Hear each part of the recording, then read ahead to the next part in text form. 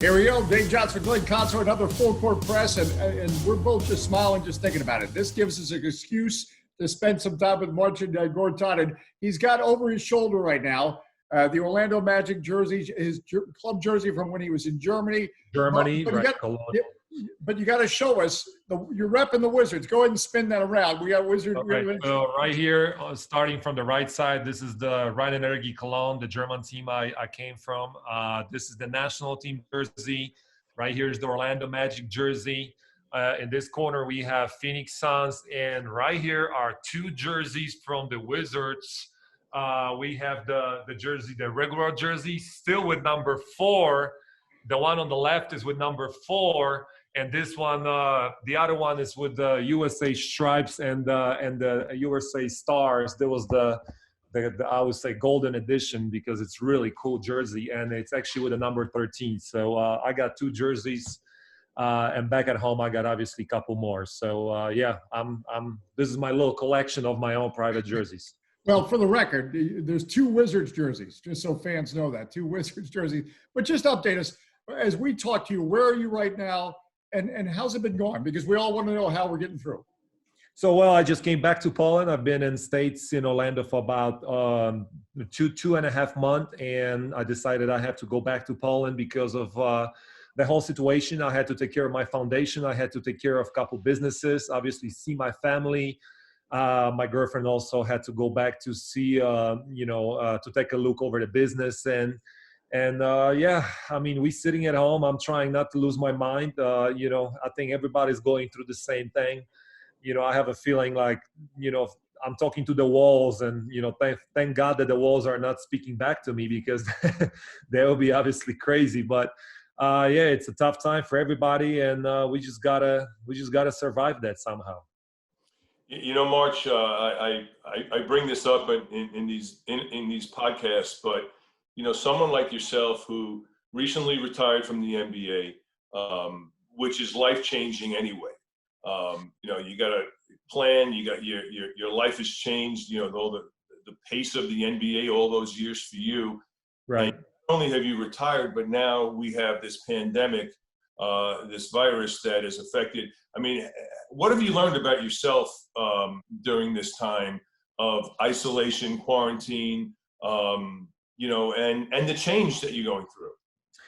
Well, I got to tell you, just as 2019 was a pretty good year for me, even considering that I was away from the Clippers, I would consider 2019 as a good year for me. But 2020, it's obviously disaster, I think. And it's not only for me, but for everybody, who's stepping on that planet, who's walking on this planet. But I learned a couple good things, throughout that whole situation. One, that decision of retiring was really good because, there was a lot of people, a lot of teams calling me and considering, telling me like, hey, we want you to be a third or maybe a fourth center. We want you to guide the young guys. You're going to have a shot for a championship. And guess what? I mean, imagine if I be in the team right now, I won't probably finish the season because, the way it looks right now, the NBA might be canceled. So, thank God I didn't take any offer, and I actually stayed at home. And 2, I would say I learned that, being very confident and a little cocky too at the same time. I'm a smart businessman because I saved a lot of money throughout my career, and now I just don't have to worry about anything. Obviously because of the virus, the economy goes bad. It's going crazy bad. A lot of businesses is going bankrupt, and a lot of good restaurants is being shut down, and it's very difficult situation, obviously, not only for me, but for a lot of people, But I learned that, there's a time for, the past 2 months, I tried to sacrifice for different things, like obviously cleaning the house, taking care of documents and, your taxes, paperwork. I also did small project with my students and with my youth players from my foundation. I was able to connect through Skype, and I was able to speak to them about a mental program, kind of like a mental basketball program academy. Try to guide these young guys about what it means to play basketball, what it takes to play basketball at the high level. So I try to give my time and, give this time to the young guys and try to teach them and learn them something. And, obviously I spend a lot of time on jet skis and riding boat. Obviously I spend time at the pool, and it's crazy to say that, when I speak to you guys, I mean, you guys know what it means to have a, swimming pool at home. But when you talk to people in Poland, we not everybody has the opportunity to be at home and to have your own swimming pool. So, it was kind of awkward for me to say, yeah, I've been sitting 2 months at the pool. I was tanning in Florida. You can't really say that because obviously people back in Poland, they don't have that. So, I've been trying to use those 2 months to, to give as much as I can, give back to the community as much as I can. That's why it's always been great to spend time with you or talk with you, because the Marcin Gortat story, your Polish player ends up in the NBA, and the journey you went to get to that point. Are there lessons that you draw from that journey you've been on that can be applied to other people as we try to get through this period of time? I mean, there's no quick phrase or words, but yet right. We do need to look at those experiences. Well, to be honest with you, I had a lot of phone calls since I finished playing basketball. I had a lot of phone calls from teams and coaches. Could I come to a meeting and talk to the young guys? Could I go to a practice and explain them how to set screens and stuff like that? And I've been having a lot of different phone calls. Can I use my, can I share with my experience? And to be honest with you, I'm trying to do that. But again, the most important thing, you got to know who you're speaking to. If I would talk to the kids from Europe, they're going to take a little bit different way than the kids in United States. I just recently was in LA where, everybody was telling me about, I was at the gym doing my basketball camp for the Polish community in LA. And there's this one kid who's supposed to be like super good. Like the 3 guys coming over and telling me like, oh yeah, this guy is good. He's going to be drafted. I'm like, all right, let me go and talk to him. So I went to him. I said, young fellow, how old are you? He's like, 16, whatever, 16, 17. And it was like, let's go on the court. Let's play one-on-one. I said, nah, I got to get ready. Yeah, I gotta get released. My muscle gotta get ready. I'm thinking like, I said, my man, you're 16, 17 years old. Your muscle gotta get right. Like, what are you talking about? Like, I said, I was 16, 17 years old. I could run, eat, and party and play basketball at the same time, probably. So what are you talking about? So it's a different story. Back in Poland, when you're talking to the kids, it's about, you got to tell them what to do, and you got to tell them, listen, at the end of the day, it's about also, it's not only about dedication, it's only, dedication, hard work, having the right people around you. You also need to have a luck, you need to have a good luck in your life. There was thousands of kids coming out of Poland. I was the only one who survived. So, the only one who was drafted. And then when I made it to the NBA, I survived. But listen, there was a lot of reasons why I survived. Hard work, dedication, I think, the character. There was a time I had to put my ego, into my pocket, and I had to just shut my mouth and listen what people tells me, just do what I have to do. Veterans were telling me like, hey, the only thing comes out of your mouth is yes, sir, nothing else. And that's what I was doing. These kids these days, they just don't understand right now what it takes to be an NBA player and to survive for 12 years in the league. One thing I used to always tell Dave is, you always brought it every game. It didn't matter if, you played well, you didn't play well, you always brought it. And, one thing that I've seen throughout the course of your career is, you're one of the best screen setters I've ever seen, and I've been around a long time. And that's a specialty for you. That's something that you've really mastered. I know it didn't happen overnight, but I got to believe, and I don't want to, maybe I'll go into business with you and market all NBA teams. You can be my right. I got to believe that every NBA team with how much the NBA is pick and roll right now, 80% of the plays are pick and roll plays that, and screens are set in different areas. You know how to do it. You could be a valuable commodity. And now I'm patenting this. This is my idea. Talk a little bit about, you must be proud of, how your game evolved in the NBA as well. Yeah, of course. Well, first of all, you can just in case you can always be my agent. If you want to sell me to NBA teams about showing the how to set screens and stuff like that. But this is how I see everything. One thing is making to the NBA is great. Surviving an NBA 12 years is obviously amazing, but to survive 12 years in the NBA and then to be able to leave something behind like the knowledge and the experience, how to set screen is obviously tremendous. In the past 8 months, I had easily 3-4 calls from teams asking me like, hey, could you go through, how did you set those screens, what you were thinking when you were setting those screens, and could you tell us a little bit, more about this? And, it's amazing that people, coaches and players wants to know that, that's obviously making me feel, it makes me feel really good. Obviously when I finished playing basketball at the beginning was kind of like, like very sad. I'm like, wow, something that I've been doing for so many years is all of a sudden over. But now, people are calling me about the screens and the whole knowledge about the screens. It makes me feel good. I couldn't allow myself to go to the game and just go through the game without emotions. I couldn't allow myself, I couldn't catch myself in that situation. I was a 57th pick in this league, and me and Manu Ginobili, we are the only two that were drafted from the 57th spot and survive in the league longer than 1 year. I mean, we're the only two that survived 10 plus years in the league with the 57th pick. So, the great thing is that this is one, I don't remember who told me that, but they said, if you're going to put effort into a game, if you're going to put heart into a game, and you're going to give everything to the game will take care of you. That's what they were telling me. And that's what happened. I signed 3 beautiful, nice fat contracts, and the game took care of me. But that's how I always felt. You got to go into a game and give everything you can. I couldn't allow myself to go to the game, get destroyed, and then go home and feel like, it's just another day at work. No, I was taking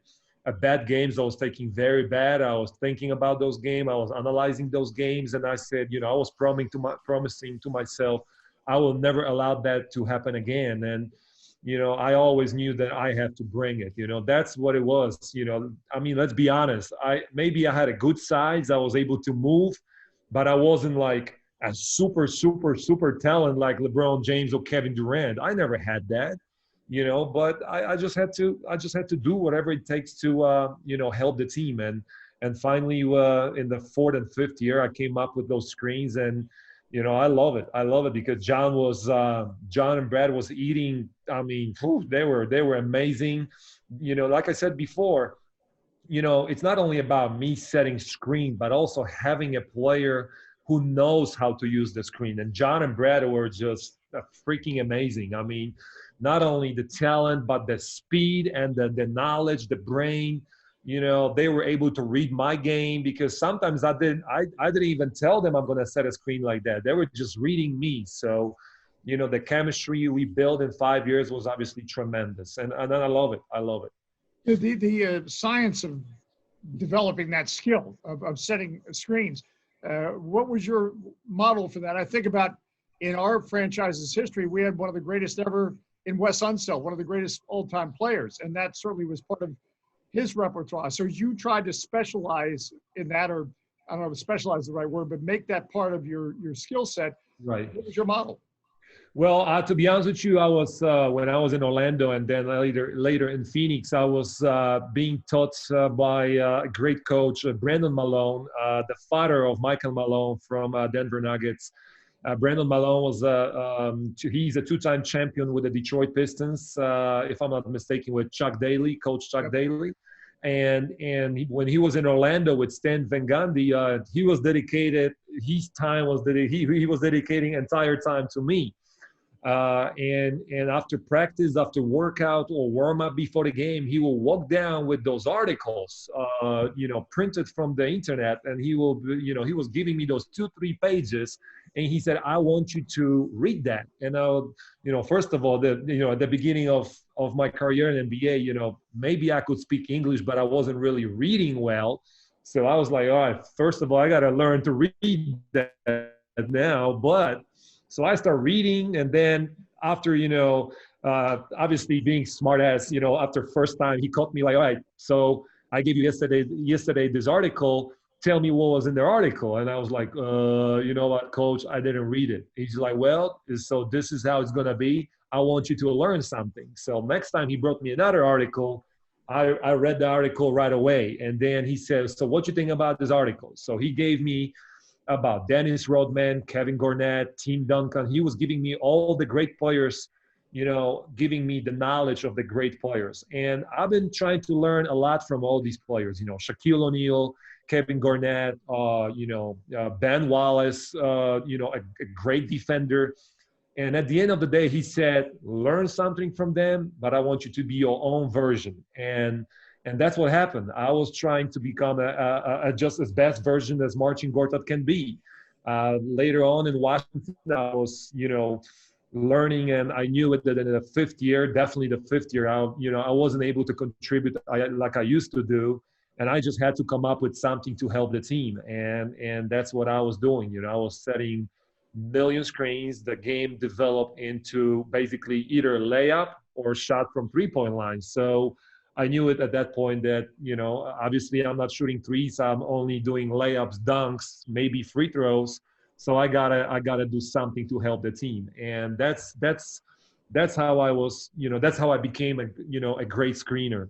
And again, in order to be a great screener, you just gotta hit people. You gotta hit people, and that means you gotta lift weights, and that means your body is gonna hurt too.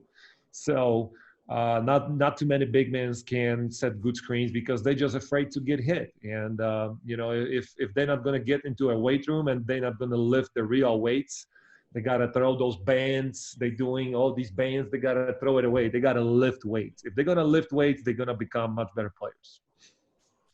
Well, March, I'll take 20% then. When I Can we go negotiate? I'm not one of these agents that takes 6. I'm going 20. I mean, is economy is that bad in States? You don't have pension or anything like that? All right, I'll start out with 30 then. We'll negotiate down. Hey, March, tell us what you're doing now, in Poland. I know you have your foundation. I know that you have your camps with the kids. You're doing so many things. Give us a short version of some of the things you're doing now. Well, the short version, we continue to do our camps. Obviously, we had many Washington Wizards players and coaches at my camps throughout 5, 6, 7 years, and we continue to do that. We also have 5 sports schools, private sports schools. I have over 1,000 students right now under my name, and I gotta obviously take care of them. I gotta guide them. I gotta continue to provide all the stuff they need, not only for the education but also for the sports, practices and games. And then we continue to do stuff like the Polish Heritage Night that this year we did it in LA. It was kind of a little bit in a different setup. We used to do during NBA game, but obviously because I'm not the NBA player anymore, this year we did it as a gala. We had a gala for about 350 people. It was beautiful. We had a lot of famous Polish people, celebrities, and we were able to create hell of a event. And obviously I had my winners of my camps that came to United States. We decided to send them to Washington because Washington, besides NBA team, has a lot of places where we can take the kids. The kids can learn a little bit about the American culture. They can learn about, the city and the see the history. Obviously a lot of museums, and one thing that, it made me cry, seriously made me cry in a positive way was, the emotions and the feeling when I walked into the Washington locker room and when I called people. I called Tommy Shepard, I called guys from PR, and I ran into you guys. I mean, I just felt love, man. I felt love. I felt a lot of love from people, and it was just It sounds crazy because I went through every possible security, like I was still NBA player, and I was able to walk straight to the locker room and nobody stopped me. But thank God. I mean, obviously, I didn't want to do anything bad, but it was just I had tears in my eyes. All the family, all the people from the arena, all the staff members and the fans, and when they put me on the screen, like I had tears in my eyes because I felt like I'm back at home. And it's so much love, not only from Washington Wizards fans, but from the staff members, media members, and players. I did get tickets from the Washington Wizards. They helped me out with everything. It just felt amazing. It really felt amazing. I really appreciate for everything that Washington did for me, that day. And if I could, I wish I could play for another 5 more years in Washington because it was just fun. We were one big family, and it was definitely fun. No, no. Well, we love you, and the fans still love you, and they get a big smile every time you just mention your name, and right away. And by the way, who's going to stop you? They saw your screens, how you said. Who's going to stop you? Come on, who's going to check his credential?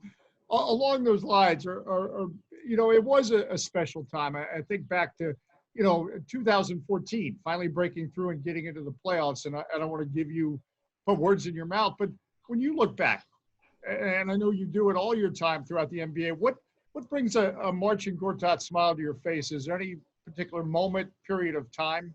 Well, the moment, the most important moment was when when you feel that you are wanted, that people love you, people like you, people want you on the court, and that's what I felt. That's what I felt the day I show up in Washington, the day when all the way to the day when I was even traded. I had a conversation and I spoke with not only players but management, and it was just, trust me, we spoke to each other like it was divorce, almost like a marriage divorce. And it was, we all had tears in the eyes that, obviously I had to, move on. The team had to move on. The team was rebuilding. I knew it, that I wasn't, 18 years old anymore. I was 35 coming into my, as a 35 years old center. So I knew my time was over. And, but just having that feeling that you are wanted and people love you. And, when we had all the voting for the All-Stars, the team was supporting me, to get to the All-Star game. It was amazing. And,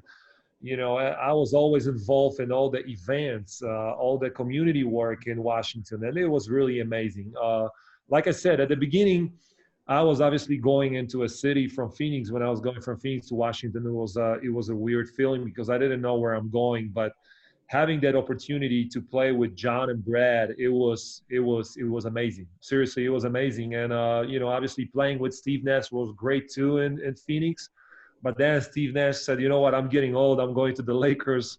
Hey, have fun in Arizona." I was like, "Oh no, I'm leaving too, my man." I was like, "I'm going to the Wizards." So, at the beginning it was really, very, very weird situation, I would say, because I didn't know what to expect from the Washington. But when I showed up and, in the locker room, it was just amazing. The players were very welcome. The management was great. I had opportunity to play for Ted, and Ted, as an owner, he's amazing. I've been working for 4 owners, and Ted was definitely one of the best out of all these 4 owners. And it's great that you have a team that really wants you. If you have that situation, this is a perfect opportunity and perfect position for the player to be successful. And later on, obviously, we went to the playoffs. We had a couple of runs in playoffs. Who knows where we will end up, if John won't break his hand. Obviously, it was a very tough time for us. It was devastating news for him. It was devastating news for us. It was a great 5 years in Washington. I can't really pick one day or one moment where, I would say it was my favorite moment. There were so many moments that, oh my God, I could easily name 10 or 20 of them. When Paul Pierce made his shot and I called the game, that was spectacular, or, games where Brad was going for 50, that was amazing. Or the game in Portland where not only we came back from minus 30, we won. Keith Morris scored the buzzer with after stepping on the line, and we ran to the locker room like it was nothing. Like we just had a normal shot, but we won this game. We're not supposed to win this game because we were, Keith was out of bounds. So there was a lot of games, a lot of moments, and I felt great. I think the whole team felt great. It was a great chemistry. We had a team that was bonding together. We were going out together. We were hanging out together. It was a great memory for 5 years. I can't really pick one. It would be unfair. You mentioned earlier about spring cleaning, and I see all the jerseys in back of you, and I think we all have time now to get stuff done in the house. And just wanted to share with you a little thing that I just found, which was yeah, it's the Marcin Gortat. I don't know what this is, but action figure, please. I now keep you with me at all times. I got you on my shoulder. You see. Here it is. Love it. I love it. I think I got a couple of them. I still got a couple of them. They are really, to be honest with you, they're becoming very valuable right now. Couple years ago, 5-6 years ago, they gave away probably about 20,000 of them, but now it's not that easy to find these action figures. So that's pretty cool. That's pretty cool stuff. And like I said, even stuff like that. Listen, you got to be if I'll be the 15th player in the team, the team will never come up with the idea, let's make an action figure for the 15th player in the team. Teams don't do that. So this is like another moment that I really appreciate the team, because I was a starter, because I was a valuable player, and I was one of the leaders of the team. The team decided that, we're going to do action figure of Marcin Gortat. And, it's a cool stuff, It's a good one, too. Some of these things, they don't look like, this one, it works a little bit. I know you're gonna circle to the whole thing. Listen, I didn't really have any impact on the whole situation, how that action figure is gonna look like. Listen, I really then you do the hammer thing. It does the hammer thing too. See? You got it. Right. I love it. I'll tell you what, the action figure is cool, but the real Marcin Gortat is even better. And March, this was just such a treat to spend some time with you, and we'll steal any time we can get with you, and because everyone here in DC still loves you. Appreciate you guys. Looking forward to see you next year. Hopefully, NBA is going to come back, and if not, then I'm hoping that next year NBA is going to start at the same time, like it's supposed to. And I'll definitely see you guys. I'm looking forward. We still having conversation with Tommy Shepard about, maybe doing another Polish Heritage Night in Washington. That will be spectacular. So, who knows? I'm looking forward to seeing you guys. Yeah, well, let's bring those Polish Heritage Nights back with you with them, because those were just so much fun. For Glenn Consor, Marcin Gortat, the one and only, and I don't just mean the action figure, I mean the real person. Thanks for finding us on Full Court Press. Appreciate you guys. Thank you.